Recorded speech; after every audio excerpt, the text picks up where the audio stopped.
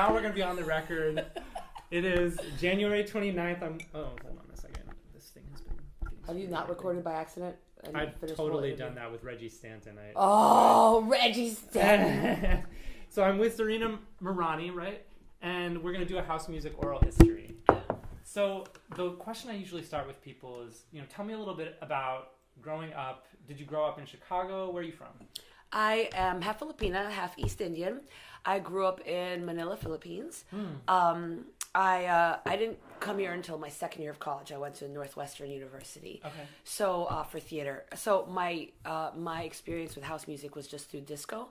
My mom, we had a little disco in our house, and I heard like Studio 54 type disco. You know, what do they call it? I don't know. I forgot what they call it, but it's kind of like white people disco, So, all the Donna Summer stuff, all that kind of stuff. So that was my first experience of house in the Philippines. And then just to kind of continue, when I went to Northwestern, Shelter was my first experience with house music, and so were the black fraternity parties. Oh, okay. So then that's when I kind of... Very cool. Let me just make sure this is...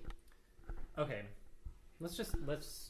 I think I got that. So let's just keep Got going. it? Okay. Yeah. So the black fraternities and Shelter were the kind of first taste. Did you listen to the radio at Northwestern too? I know that. Oh, the Northwestern radio? Yeah, I know that they were playing Street house beat. shows. No, not really, but it was funny. I was hanging out with this guy called Kelly G, who was like the main DJ for all the black fraternity parties, and he actually, I think, became program director for BET, and he's pretty influential in the music scene. So he would take me to he would take me to China Club and Shelter, and so... What was your question? Yeah. So tell me like a little bit more about that music culture. What were you just kind of going in as an onlooker? Were you? Yeah, just so as a dancer, were you into dancing? I was studying theater to be an actress, but I was also a professional dancer.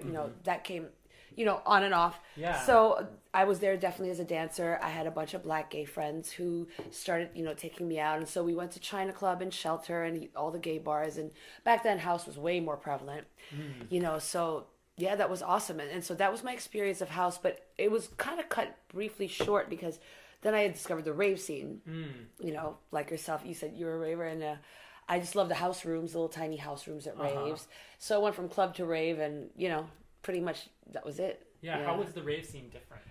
Rave was just starting, so not to date myself, but I was going to college in the 90s, so the rave scenes had just started. It was fresh, it was new, it was not uncool or played out or drugged out, so it was very refreshing. It was like the start of like what I kind of call the Chicago loft DJs.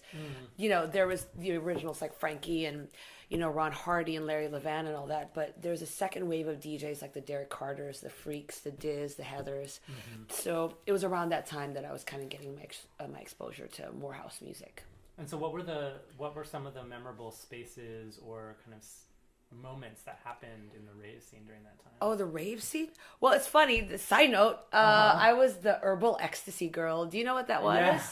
It was like this right. it was like this ginseng basically packaged as herbal ecstasy, and it made me a ton of money. It was this herbal supplement to ecstasy, and you were selling it at the when it just started, it came from California, and I agreed to be a distributor. So I had this giant like disco booth, like with a disco ball. It took me like hours to set it up, and I made I was pretty profitable. And then it became my source of living because I started supplying all the head shops around the countries and all the sex shops and all the GNCs and stuff. So I was at every rave all the time, just kind of, herbal ecstasy girl. And what experiences were great at the beginning? Well, let me see. I just loved the Shelter. I used to go, after school, after Northwestern, I would go there in my little short shorts and dance on the box, and then get in a cab and, go back home and go to school. Yeah. So that was always memorable. What else do I remember really loving Delight.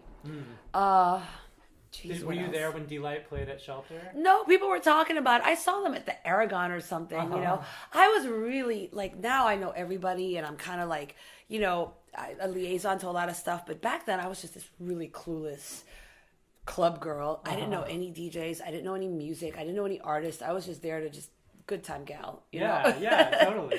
Yeah, and so, that was pretty much it. I'm trying to remember any raves. No, I don't really remember any raves. That I just remember the 90s is the most magical time for me. It's like how these old school people like to talk about, oh, it's not the same as before. Yeah. Well, I guess I kind of feel that way about the 90s. Right, you know? yeah. The time when you were like an adolescent is really going to stick with you. Yeah. And the music I thought was really good. Really good. So what was the sound that you were really hearing? I'm a big vocal diva, vocal queen. I love Sound Factory New York style house. I like Shelter. I like church kind of just screaming diva vocal house. I wasn't really big on the acidy sounds, the raw. I guess I was more of a New York sound than a Chicago sound. So cool. Yeah. So you know, as you kind of were getting deeper into the scene as a dancer and as like a clubber, what kind of how did you start beginning to transition to being more knowledgeable about what was going on and seeing it in a more becoming jaded and bitter? No, I'm just kidding. No, never. Okay, never that. Well, so career-wise, I was doing the acting thing. I was doing movies, commercials, blah blah blah. Just this will like kind of explain more of the transition. And I was always getting cast as Maria, the fiery Latina, even though I wasn't. So while I was doing that, I went back to dancing professionally. I danced for the Joel Hall Dancers. I don't know if you ever heard of them. No, I don't know them. Yeah, they're a dance company. They're based up north, and they're more like mostly African American dancers before, a lot of jazz. Joel Hall is a big fan of house music. So I started like studying there for like many years, every day, 8 hours a day, and they played house music in all their classes. So I don't know if you know Daryl Woodson. So they played a lot of mixtapes and stuff that were house. So that furthered my education of house. And you were dancing to it All the time, constantly, and then going to clubs, but I was still not hip with the in crowd. Right.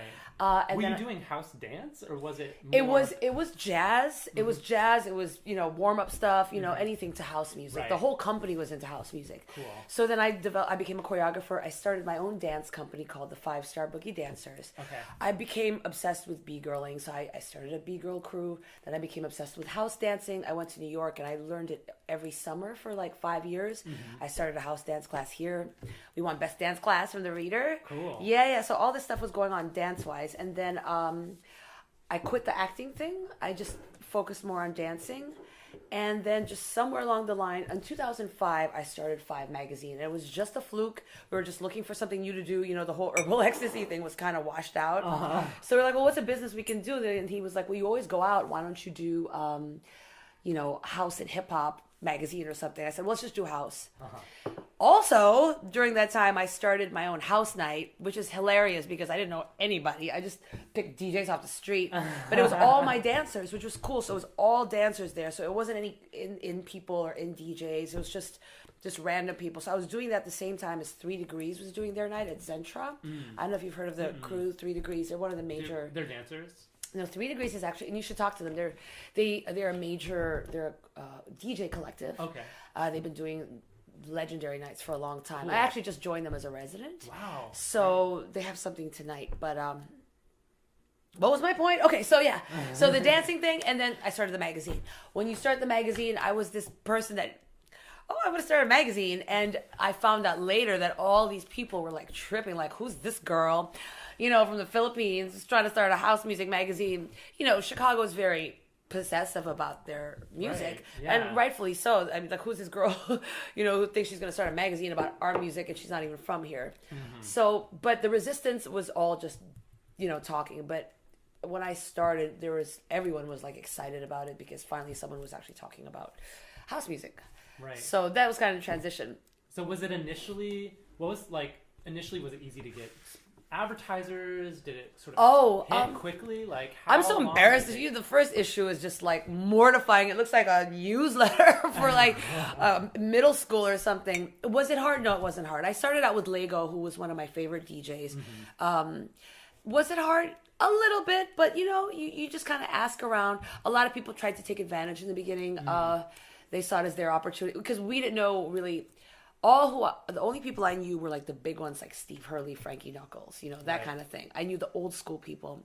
I was so green at the time, so it was a real learning process. For the most part, it was a little bit easy, but to get advertisers and get people to really accept me, it took a lot of hustle. And what I did was, which was easy for me anyway, I went out every night.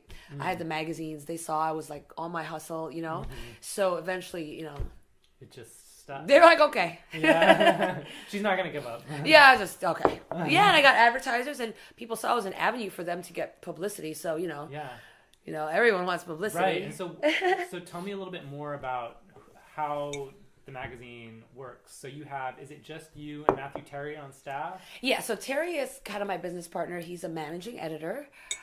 He's done magazines before. He's like this super intellectual guy. So Cool.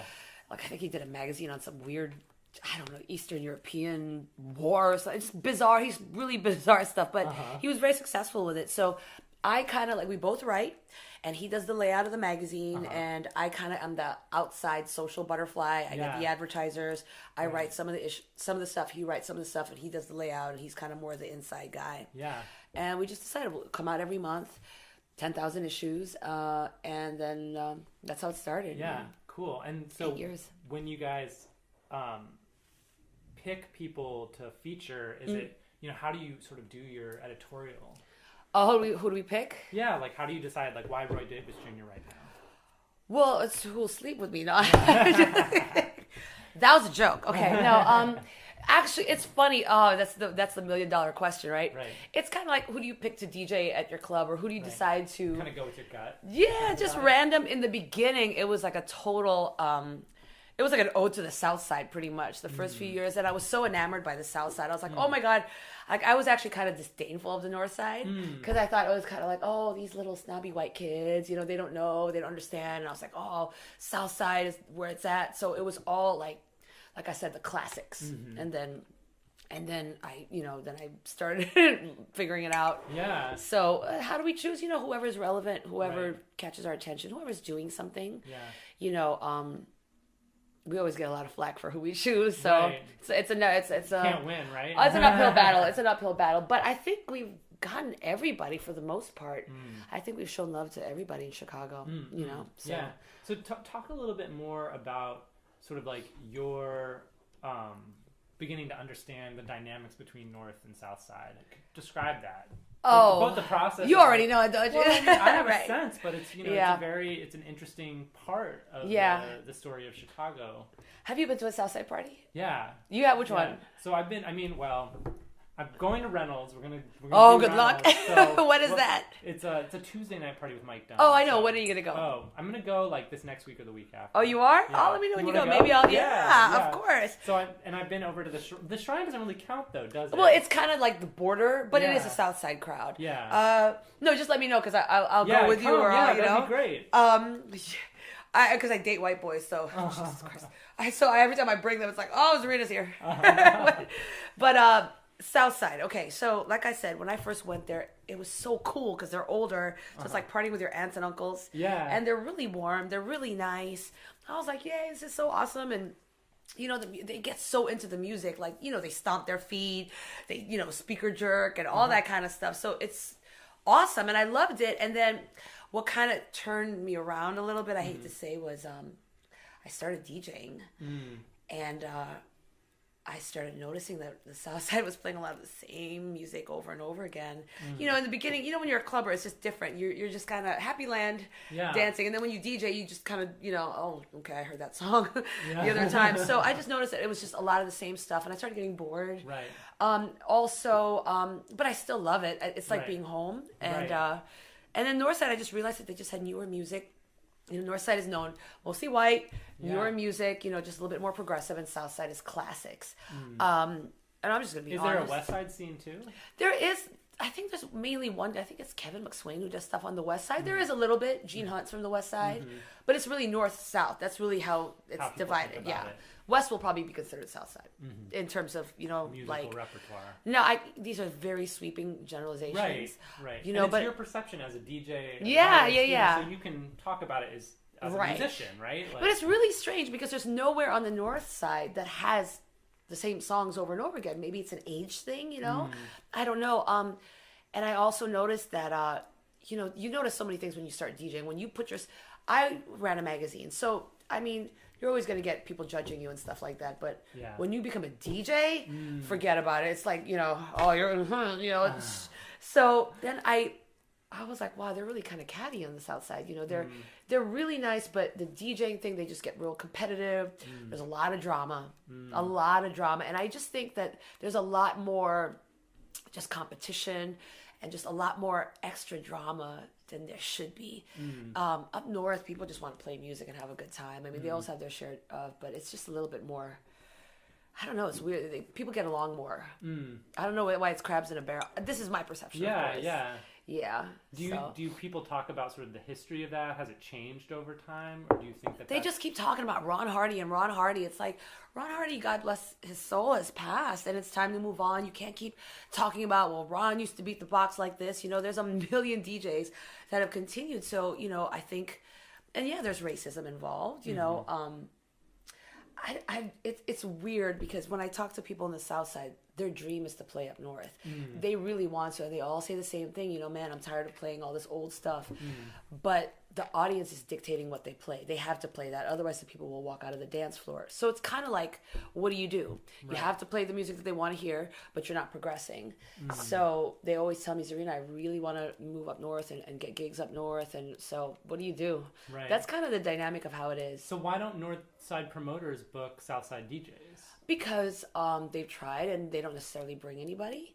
You know, why are we going to come see my buddy play up north when, you know, we can see him play, you know, at this lounge on Thursday?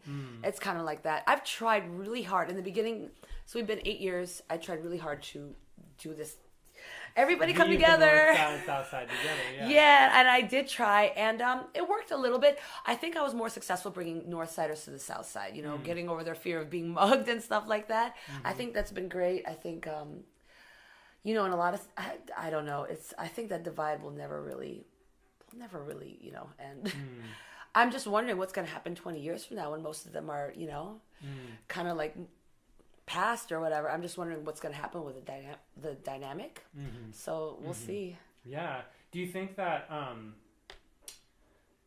if there were more spaces in the city center that people could come together in the middle, you know? Like Shrine or something? Yeah, or like, you know, because all those early spaces were right around the loop. Yeah, right? So you're it right. meant that people could come together in sort of a neutral space. Well, I don't think it's really the space as so much as the promoter and who the DJs are. It's you know. Yeah. Like, I won't name the DJs, but, you know, we've booked, you know, I throw parties too, and, you know, we would book, like, big name Southside DJs, and, you know, there'd be just a few people that would come. You know, it was really bizarre. Yeah. Sometimes it also depends on the marketing of it, I guess, but, yeah. you know, who knows? But, So I mean, they're all challenges. respected. Yeah. And it would be really cool, I think, if like, someone like a Mike Dunn or a Terry Hunter were to work with, like, say, a Derek Carter on a track. Something like that would be awesome. Then that would really make some noise outside of just, you know, this area here. You know what I mean? Yeah, no, I hear you. It's an interesting thing. Do you know, when you say that North Side audiences are a bit younger, do you really see young kids in the city partying the house, like 18-year-olds? Oh, well, I guess what I mean, younger in general, or just younger in spirit, I guess. I mean, I could call a 48-year-old younger, but because they're still kind of, you know, they're still going out and listening to new music. Yeah, totally. Yeah, that's an interesting distinction. Because I'm very curious as to what happens to Chicago House when all these people's kids don't care about it anymore, right? Like. Well, it's kind of like already happening. So thank God for groups like, say, Disclosure, which is, you know, re-energizing the house music scene. But it's not really I mean, I don't really know what to make of this EDM thing either. Whether it's helping give focus to house. One thing that I will notice is, like, for example, Winter Music Conference. Have you ever been there to Winter Music Conference? When was the last time you were there? 2008 or 9, maybe. And it was already Years dwindling, ago. right? It was good still, kind of. Yeah, it was a party. Yeah, see, I can't believe I booked. A lot of partying.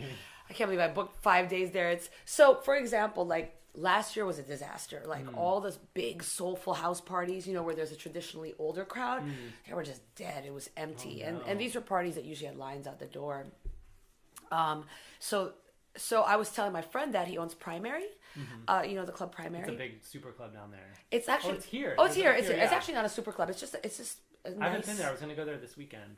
You should go there tonight. 3 Degrees party. 3 Degrees parties tonight? Yeah, it's every Cool. Wednesday. What time do people go? 10 to 4. If you want to come like at 12, it's good. Cool. Yeah, for sure. That's the one I just became a resident of. Are you 3 spinning Degrees. tonight? Tonight I'm not spinning because we're rotating out. Yeah. Cool. So he was there and then he showed me his parties. He's like, well, because I took him to the shelter party. Do you know the shelter party in New York? In New York, yeah. I've been right. Fantastic. We got there and there was nobody there. Oh, man. Nobody there. So it was a little like disappointing Sad, because... Yeah. Yeah, and then so he goes, well, come to one of my parties. And he took me to Treehouse, and it was all kind of like the new school, new disco, NU. Yeah. Balls to the wall packed. Yeah. So, kind of like the whole soul clap sound. Right. So I think there's a huge audience. Audience is just completely... There's just a disconnect between soulful classics and then just all that new stuff. Right. Which is funny because I kind of get a little angry because a lot of these guys who claim new disco and stuff... Some of them are kind of hipsterish, and it's like they play all this black music, but why don't you actually book some of the black DJs that you look up to instead of just, kind of, I don't know, it's weird. It's like the snob element that's involved. So that's one thing I'm kind of trying to work on. Yeah. Yeah, no, but there is something to be said for you're riding on the coattails of a lot of history. Yeah. What are you doing to make sure that you're giving shine to the people that you learned from? Exactly. So that I take that seriously. I mean, that's a lot of my work is about that. Yeah, well, that's good because you're going to actually bring focus to it, Right. What else? Yeah, I guess that's all I can say about the big divide. Have other people said the same thing, pretty much? Yeah, I mean, people speak from their own experiences, right? So if you're much more all over the city, so you see it from a more kind of bird's eye view. I think people see it from really their own, whether they're South Side or North Side. And I asked one of my interviewees about, did he ever come to the South Side and what did he think of South Side music? And he just didn't really even have an answer. Right. Because it was like, well, I've never even really had to think about it because I'm so entrenched up there. And it's such a shame too because I think, and that's what made me fall in love with it, it's so much fun. Like when you go to Reynolds, you'll see, they get so into it. Right. And the picnic is like that, right? Yeah. So it's like that energy, that spirit, and like you said, the intergenerational part of it. Right? It is, I mean, it's not many people of my generation, but it's certainly like the older folks and their kids. And if you go to the picnic, it's everybody. So Yeah. I think the family thing is kind of cool. Like it makes it safer. Like it's not like, it's not like seeing a bunch of kids in neon tutus, G'd out in the porta potty. Yeah. It's like, oh, okay, Uncle so-and-so is like, cooking barbecue and, you get to listen to some music and it's fun, you know? So you feel safer and it's kind of like being a little kid, Yeah. So tell me more about like DJing in Chicago and sort of how your evolution as a DJ has taken shape. So I haven't really been DJing that long, but it's been super successful, knock on wood, thank you.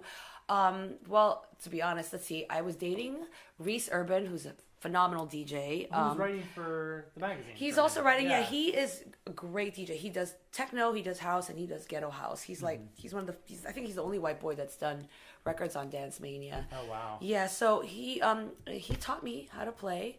I wanted to learn how to play just because I was like, I'm interviewing all these DJs. I just want to know the technicalities behind it. Yeah. You should probably know when you're a dancer, it's a lot easier to pick stuff up. You can, and about how, songs are set up so you can, right? So it was really easy for me. And, obviously it was easier for me to break in because she owns a magazine. So of course she's, so I had to deal with a lot of that. I was like, oh my God, this is going to be a total, it's going to be a total shit show when I start DJing because, they're going to blame the and it was, right, but I don't care. I think I played pretty decent, and I got a lot of gigs, and my learning curve was real quick. Yeah. So, thank the Lord for that, and I love it. I love DJing. I mean, my first love will always be dancing, That to me makes me happy, but I love DJing. I always try to be very conscious of separating the magazine from DJing because it's, I'm hyper aware of, the whole politics behind that, but it's great. I got to be a resident at Boom Boom Room for a while, at Smart Bar. Oh, wow. Evil Olive, Crocodile. We have this DJ crew called the Untouchables, which is Farley, Jackmaster Funk, Gene Hunt, Paul Johnson, Craig Alexander, DJ Box, and myself. Cool. Yeah, so we've done shows at Smart Bar, The Mid, and Zentra, and it's I don't know, it's a lot of fun, yeah. What is it like playing in a collective? How do you support each other? Oh, It's kind of crazy. I mean, we just kind of like do a couple parties here and there. We're not like serious and go on tours and stuff. It's fun, you know. Everyone's a comedian. That whole crew is crazy. So we do a couple of parties, and you know, Farley makes his flyers with I don't know. He puts costumes on us and stuff. It's fun. I mean, every single one. Farley, Gene Hunt, Craig Alexander, like Paul Johns. Everyone's nuts. So it's fun and it's very lighthearted. It's nothing serious. We're very much our own identities. Yeah. You know, we've done about maybe 6-7 parties. Cool. What else can I say about DJing? Oh man, I don't know what else to say. Well, tell me more about your musical style. Like, what you said you do a lot of vocals and stuff. How do you make sure that you don't just hit them too hard with the vocals? Oh yeah, well of course I temper it out. It's not vocal. I'll tell you my favorite DJs are. It's Shay Damir. And I love Victor Simonelli. He's from New York. Okay, I don't know him. He's like. Look him up. He's one of like the originators. Yeah. No, he's not old. He still does new stuff, but he's one of the earliest. Like, he has history. Like, he's done a lot of the classic 90s stuff. Cool. And he played for our 8-year anniversary at Smart Bar this past year.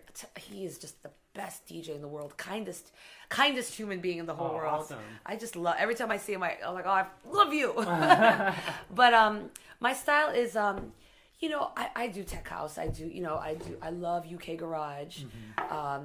You know, mix in 2-step? I love that. I love breakbeat. But for the most part, if you were to hear me, like, I'd say the closest sound you can connect me to is probably a Joey Negro sound. Okay. Do you know Joey Negro? Yeah, just kind of rich orchestra type stuff. Yeah. And always the lady screaming in the background. Yeah. Singing. What do you? But I'm not boring soulful. No. It's not that sleep house. You know the one where you're like, oh.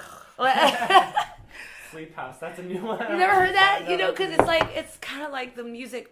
I'm gonna be honest, I don't care. Like, a lot of the stuff now that's huge is the stuff from South Africa, which is beautiful, like Black Coffee. Right. I don't know if you heard of it. That's really big here. They played that at the Shrine. Yeah. And so everyone wanted to become Black Coffee and sound that South African, and then it just, the BPM got lower and lower. And they actually have stuff now called Slow House. Have you heard of it? It's slow house. Like what's the BPM on it? Oh, what did my friend say? And that's not the South African sound. It's actually some, probably you know, drink some coffee BPM. I'm not sure, but yeah, I mean, like, what style do you play? So I play a lot of. Let me tell you some of like the artists that I play, because my soul is like, I'm a singer, so I love vocals also. Oh, you're a singer? But I collaborate with someone who's a total tech head who loves like abstract, atmospheric stuff. That dark stuff. Yeah. So what we do is we kind of meet in the middle. So I'm always bringing this, like, I need a melody, I need a hook, and he's always bringing this. Well, I need something deep. Oh, but yours kind of lifts it up. Yeah. So we like that's awesome. Take it in and out. I love like pop, so I'll play like a really great pop remix or. What's your DJ name? That kind of stuff. It's Micah Jackson. So I love Jackson. It. It's awesome. It's great. Yeah, I'm gonna try to get him out here to play a party before I leave town, because I think it's like, it would be really cool. To get like to invite all the people I've been. Have you played here yet? Mm-mm. Oh, we should get you to play here somehow. Yeah. Well, I mean, it's not my top priority, and I don't love doing it without him, because it's a totally different sound with me by myself. Okay. So you balance each other out perfectly. Yeah, it's totally like and it's like, I don't know, collaborating with someone artistically for me is way more interesting than doing something on my own. Really? Yeah. So you don't fight? Or what if you're like, well, no, I want it this way? We've never thought about it. I mean, he's like my oldest friend, so we just like mind meld. We like grew up down the street from each other. That kind really? Of old school, yeah. I wish I could learn how to do that, because I'd be like, no way. Good for you. Cool. You gotta send me your SoundCloud page. Yeah, I'll send you what we play. We haven't done a residency in a while, just because we just sort of got burned out on the promotion side of it, of like throwing your own party. If we're not, maybe you can talk about that a little bit. Like, yeah. Okay. How do you maintain the energy to go out? Do you, if you go out every night, or if you're, in this life, what keeps you in the game? Oh, actually, that's a good question, because I started. So when I did the magazine, I was also promoting, and then DJing. Right. So how do you? Well, thank God I don't have a day job. So the magazine is my day job. I also do like sideline dance gigs and stuff. So and I always feel fortunate. I never discount that, because I feel so bad for people who have 9 to 5s and they can't go out, and a lot of, I think, career success has to do with networking, getting your face seen. People have to see you kind of out, and that's how you get DJ bookings and stuff. Right. Promoting is super hard, and that's why I've kind of stopped it for a while. You know, I used to do this party with Reese Urban called Urban's House. We did it for 3 years. That's a long time in party land. It is super long. And then we did Smart Bar. You know, we did Smart Bar for a while. It's just a weekly residency is just sucks your soul out. A monthly is better. Now I like to do theme parties, you know, anniversary parties. A one-off. Because I have like this theatrical background, I like to do parties where it's like, you know, I'll dress up in costumes and we'll decorate and and we'll make a flyer, we'll pose and stuff like that. So I just think parties should definitely be more fun. You should, I think it's great to have a host to greet people. My favorite parties in the whole world are Frankie Knuckles. Frankie Knuckles, I just love him to death. I don't know if you've gotten a chance to interview him or have you reached out to him? Yeah, I mean, it's like the Holy Grail. Holy Grail, right? Like everybody wants to talk I can try and, he's been really sick though. Yeah, I have time and I'm not in a rush. I know he's there and I have a lot of his words already. So good. I'm him a lot. Did you look at, by the way, did I tell you about the project that you could probably look at too? No, tell me about it. Then remind me, I was like, Frankie Knuckles. How are we doing on time? Okay? Yeah, we're good. I'd say we go for another half an hour even. Okay.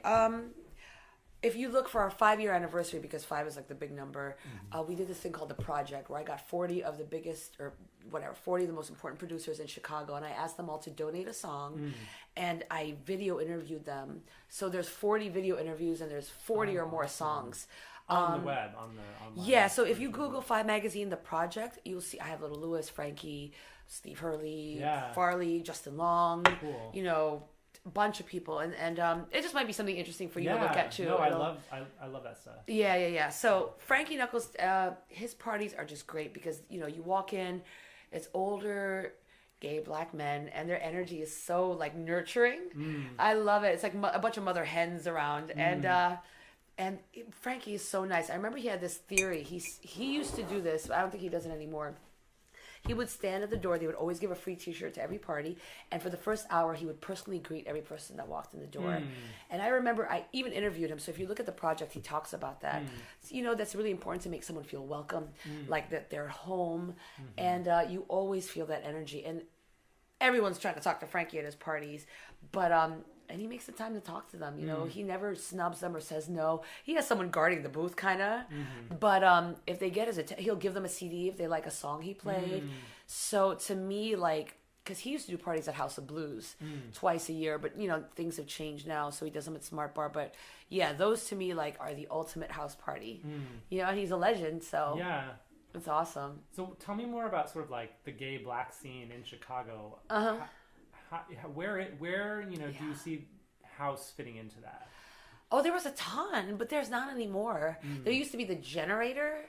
That was like a great club. Dana, have you heard of Dana Powell? Yeah, I interviewed him. You interviewed him? Yeah. He probably told you about all that. Right. I love him. Is that is the Prop House the end of the story? I mean, I know. Yeah, Prop House kind of. Is that what he's? Because that's where Bob and Bernard were before Urbano, which is on on Halstead now. But Urbano couldn't support Full House nights. They had to. It was kind of marginalized, so they do it. Yeah, I think they're the last bastion, but they don't even really do house. They kind of do the hip hop thing more. Right. So I think to meet Prop House Prop House was probably the last thing. They used to do parties every Friday, and it was just awesome. Yeah. All the Vogers would be there. Yeah. But I really love Queen, like you said, because. It was funny because they've always tried to do a gay night on Sundays at Queen. They tried it with Ralphie Rosario, and it just didn't work. People just thought of Smart Bar as kind of like, the neo-Nazi security looking guys, and just it was too straight, too biker boy type. But it turned around. They actually built this whole audience. I'm so proud of Michael Serafini because, like, I couldn't believe that they did that. Like, that's awesome. So that's our kind of like the big gay house night now. Other gay house nights, I was spinning at Hydrate for a while with this guy called Samaj. Have you heard of him? So they were doing it for a while. They would have a drag show before that, and then they would do it, but it just never took off. It just didn't have enough people, and they decided to make it a pop night. So I would love it if there'd be another. There's another party too on the south. Did Dana Powell tell you about it? I forgot what it's called. Did he give you a bunch of clubs? Not really.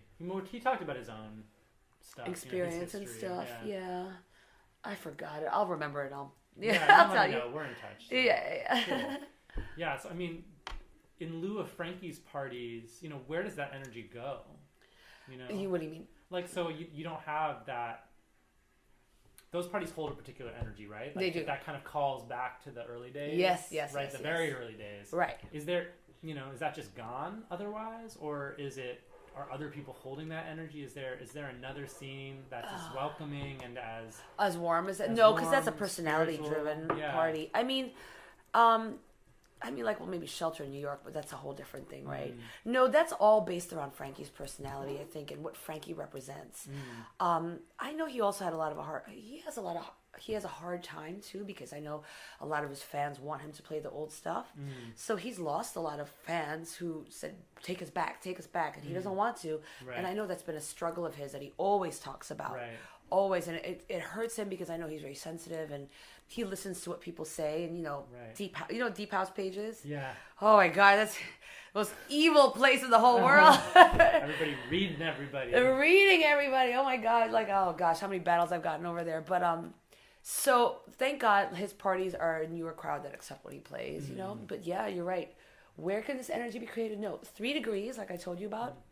They used to do this amazing party on Wednesdays about 8 years ago, and they still continue to do it. They've kind of, you know, but they're doing something every Wednesday at Primary. Yeah. So they're just trying to rebuild back again. But yeah, they're definitely a big group. They're made up of 4 or 5 DJs. Just look it up. You'll see 3 Degrees. Yeah, I'll check it out. Yeah. Cool. Yeah. So anything, I mean, you know, a lot of times, like, I sort of think about these interviews as, like, you know, what's important to you? If you were, like, if someone was coming to Northwestern as a theater major, you know, getting into town, wearing shorts. Yeah, you know, like, what should they know? What kind of history should they be exposed to? What stories should they ask about, you know? You mean someone that's new into house music? Somebody that's new to town, loves house music, maybe doesn't know much about it. Yeah. Yeah, like, how do you break in? You know? Oh, break it. Well, you know what I would say. Well, hopefully they find the right person. It's all about the people that you hang out with. I mean, if you were like me, that was kind of lost and didn't really, and who takes you out, they should definitely do the whole tour like you are. Like, you're open to everything. Yeah. And it's funny because I've had a lot of my, like, white friends, you know, that the minute they go to a Southside party, they're just enthralled by it because it's so different. They're like, oh my God, this is so cool, and everyone treats them really well. So I would want them to do the whole, you know, I'm gonna take you here on Tuesday, here on Sunday, here on, and then they can figure it out themselves, you know. But expose yourself to everything. Absolutely, yeah. And I mean, you know, hopefully you just have to meet the right people. Yeah. And then maybe another follow-up question to that is, in your time at the magazine, you've interviewed a lot of international DJs, right? A lot of people influenced by Chicago. Yeah. How do you see them relating to the Chicago sound? What about it do they talk about? What's important? You know, like, what's important to international DJs when they know that they're being interviewed by a Chicago-specific publication? Oh, I mean, I don't think they really, like, are aware of it. I mean, I think they just, you know, when I ask them who their influences are, then they're going to name a couple of Chicago DJs and stuff. I think it's almost like, I don't know necessarily if it influenced them, but I'm sure that they know, you know, it's Chicago, so they do. I just don't like it when people make songs say the Chicago. It's like, well, how is it a Chicago song? But they do respect it, and it's great. Stacey Kidd once told me, and a lot of people tell me, that if you go overseas and you say you're a Chicago DJ, you're set. You know, they give you a lot of respect, which is awesome. It's so good to know that you're from Chicago, because once you play in Chicago, you're set. You know, I think even more so than New York, just because it's considered the city for house music. Yeah. And so, do you guys ever experience a sort of like, well, why are they profiling XYZ progressive house DJ or whatever, and not doing another profile on someone on the side? All the time. Yeah. And, you know, we try to stress them, well, you can't be a DJ anymore. You know, you kind of have to make music. You have to be relevant. You know, we don't do, like, you know, relic of the month. Yeah. You know, I keep it honest. Like, we are not a history magazine. We're a magazine that's talking about stuff, people that are keeping it moving forward. So, you know, we might experiment. We might do something where we attribute to somebody, you know. Right. But it's definitely the people who keep it moving. And that's why I really respect Frankie Knuckles, for example, or say Roy Davis Jr. Yeah. Or just people who are just, you know, they're not just settling on their laurels, so to speak. Yeah. Yeah. Do you think part of that for Frankie is about having left? He's still in Chicago. I mean, but like, he didn't stay consistent. You know, he like went to the UK, went to New York. Yeah, had this time away to sort of grow as an artist. Do you think that Chicago artists get stuck here in a way? Like, Yeah. This is like not a leading question, but just no, curiosity. absolutely. I think it's where you stay, who you surround yourself with, and what's important to you. Frankie has this huge international audience, so he allowed himself to really go out there and not stagnate. So I think that's really important. If you read the interview with Roy Davis, it's really cool because he talks about last year he was just like in a dead place. He didn't know what to do, and then he started going overseas and getting inspired, and now he's traveling and getting all these gigs because he's surrounded himself with people overseas and younger people. I think another person who's great is Kashmir. He's constantly collaborating with younger people. If you see he's collaborating with Gene Ferris, with Sonny Fodera, just always youth. And I think if you surround yourself with just younger people, you'll stay relevant. Yeah, so that tension between South and North, old and young. Like, there's interesting kind of ways in which it sort of. If they found out what you did, they're just gonna. Oh my god! Back in the day, I'm like, oh my god. The way they say back in the day, just go to the bathroom, let me tell you. But there's something amazing about the back in the day stories too, because they do tell you, a whole history of this of African American history on the South Side, right? True. Because house isn't the beginning, right? You're right. There's a lot of music here before then, but it's absolutely true. But it's I think it's an important tension in the city to recognize.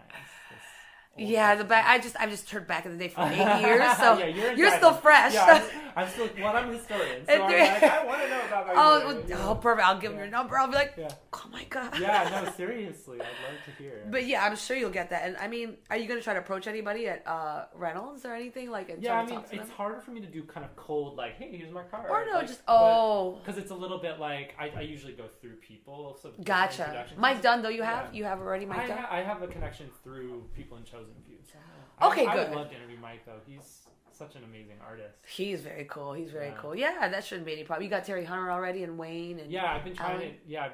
I haven't done those interviews, but I have. I've been working. I did Reggie Corner. So okay. God, Reggie.